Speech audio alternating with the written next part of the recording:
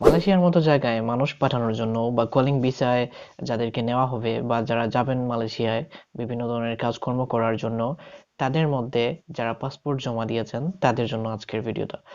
আপনি হয়তো কোনো একটা এজেন্সিতে পাসপোর্ট জমা দিয়েছেন।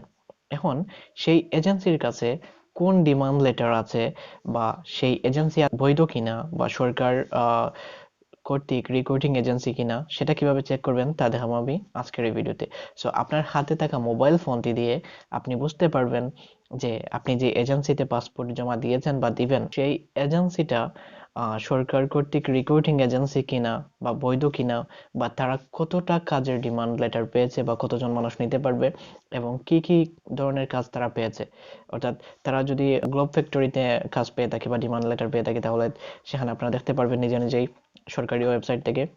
এবং তারা যদি গার্মেন্টস বিভিন্ন ধরনের ফ্যাক্টরি ওয়ার্কিং বা জেনারেল ওয়ার্কার বা যে রকমের ভিসা তারা পেয়ে থাকে, সেটাই আপনারা নিজে নিজে চেক করতে পারবেন। এতে আপনি একটাই জিনিস বুঝতে পারবেন যে আপনি কোন ধরনের ভিসা পাচ্ছেন। সো বা তারা যে ধরনের ভিসা আপনাকে বলছিল সেই ধরনের ভিসা আপনি আদৌ পাচ্ছেন কিনা। সো আর কথা না বাড়াই, চলেন আমরা এই ভিডিওতে যাই এবং আপনার হাতে থাকা মোবাইল ফোনটি দিয়েও চেক করতে পারবেন, যেমনটা আমি দেখাবো। অবশ্যই ভিডিওতে একটা লাইক দিয়ে দিন।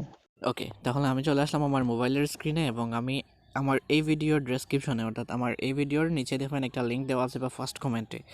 ওই লিঙ্কে আপনারা ক্লিক করে দিবেন। ক্লিক করার পর যে কোনো একটা ব্রাউজার সিলেক্ট করে দিবেন। অপেরা মিনি হয়তো সবার নাই, কিন্তু ক্রোম ব্রাউজার একটা আছে, তো এইভাবে যে কোনো একটা ব্রাউজারের উপরে ক্লিক করে দিবেন। ক্লিক করে দেওয়ার পরে একটা সরকারি ওয়েবসাইটে আপনাদেরকে নিয়ে যাবে এবং এখানে এই যে উপরে দেখতে পাচ্ছেন 3 ডট একটা আছে, এখানে ক্লিক করবেন বড় করে দেখার জন্য, এবং এখানে ডেস্কটপ সাইট নামে একটা অপশন আছে, এখানে ক্লিক করে দিবেন যাতে এই স্ক্রিনটা বড় করে দেখতে পারেন। তো আমি সরাসরি লিঙ্ক দিয়ে দিয়েছি কোন জায়গায় ওই যে নিয়োগ তথ্য বা নিয়োগ অনুমতির যে বিষয়টা শেয়ার করা হয়, সেই লিঙ্কটা আমি সরাসরি আপনাদেরকে দিয়ে দিয়েছি এখানে। তো আর কোনো কিছুই করতে হবে না আপনারা। তো ফার্স্টেই আপনারা এই লিঙ্কে ক্লিক করলেই চলে আসবেন এই জায়গায় এবং এখানে দেখতে পারবেন বিভিন্ন যে এজেন্সিগুলো আছে আর সরকারি রিক্রুটিং এজেন্সি সবগুলার আরএল নাম্বার দেওয়া আছে এখানে দেখতে পারবেন, এবং তারিখ কত তারিখে প্রকাশ হয়েছে। এখন ধরেন আপনি একটা এজেন্সিতে, আপনি যেই এজেন্সিতে কাজ দিয়েছেন সেই এজেন্সির শুধুমাত্র আপনি দেখবেন যে তারা কয়টা নিয়োগ অনুমতি পেয়েছে, কোন কোম্পানিতে পেয়েছে, সেটা দেখার জন্য আপনি ওই কোম্পানির আরএল নাম্বার জানতে হবে। এটা দেখার জন্য আপনি আপনার ওই এজেন্সির আরএল নাম্বার জানতে হবে। তো কথার কথা ধরেন আপনার যে এজেন্সি আছে তার ইউআরএল নাম্বার হচ্ছে 5504। তো এই যে দেখতে পাচ্ছেন, এই যে 504 যে ইয়েটা আছে, আপনার এজেন্সিটা আছে, এই এজেন্সি দুইটা নিয়োগ অনুমতি অলরেডি পেয়েছে। একটা পেয়েছে 2023 সালের 1 জানুয়ারিতে, অর্থাৎ আজকে হচ্ছে 10 জানুয়ারি আমি যখন এই ভিডিওটা রেকর্ডিং করছি। তো তারা এই 1 তারিখে একটা নিয়োগ অনুমতি পেয়েছে এবং এর আগে আরও একটা নিয়োগ অনুমতি পেয়েছিল। তো এখানে যদি আমরা এই নিয়োগ অনুমতিটা দেখতে চাই, তাহলে এই যে দেখতে পাচ্ছেন পিডিএফ, এই লাল পিডিএফের উপরে ক্লিক করব এবং এই পিডিএফটা আপনার মোবাইলে ডাউনলোড হয়ে যাবে, বা এই যে ড্রাইভ পিডিএফ ভিউয়ার এরকম কোনো কিছু থাকলে আপনারা এখানে ক্লিক করেই সরাসরি এই পিডিএফটা ওপেন করে নিতে পারবেন।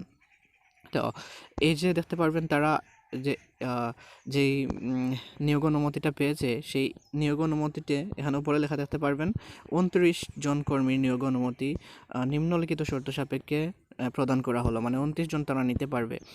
কোম্পানি হচ্ছে স্টোরেজ লেবার, ওই যে পদের নাম। তারপরে হচ্ছে ফ্যাক্টরি ওয়ার্কারে তারা 10 জন নিতে পারবে, ফ্যাক্টরি ওয়ার্কারে আরও 4 জন নিতে পারবে। তো এভাবে তারপরে এখানে আরও ডিটেলসে আরও লেখা আছে। তো এখানে দেখতে পাচ্ছি আমরা 15 জন বা এই যে 29 জনের নিয়োগ অনুমতি তারা পেয়েছে, কিন্তু আরও যে পপুলার বা ফেমাস এজেন্সিগুলো আছে ঢাকার মধ্যে, সেই এজেন্সিগুলোতে কিন্তু এখানে 200 জন, 300 জন, এমনকি আরও বেশিও নিয়োগ অনুমতি তারা পায়। তো আমরা এখন আরও একটা এজেন্সিতে আমরা চেক করার চেষ্টা করব যে তারা কতটা নিয়োগ অনুমতি পেয়েছে।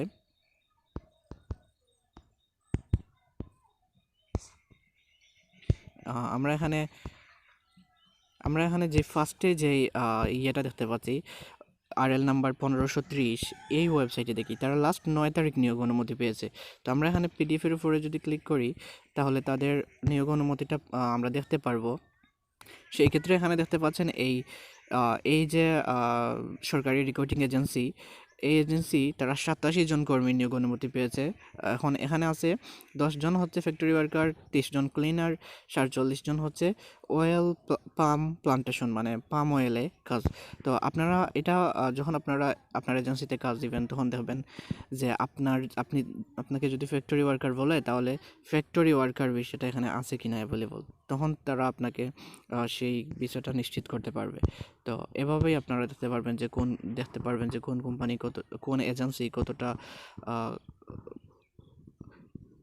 নিয়োগ অনুমতি পেয়েছে বা ডিমান্ড লেটার আছে তাদের কাছে। তো এইটা বোঝার পরে আপনি সেখানে আপনার যদি পাসপোর্ট জমা দেন তাহলে কিন্তু সেটা কাজে আসবে। সো এই ছিল আজকের ভিডিও। সম্পূর্ণ ভিডিওটা দেখার জন্য অনেক অনেক ধন্যবাদ। আর আমার এই চ্যানেলটা সাবস্ক্রাইব করে দেবেন এবং এই ভিডিওতে একটা লাইক দিয়ে দিন যাতে সবার সামনে চলে যায়। Thank you very much.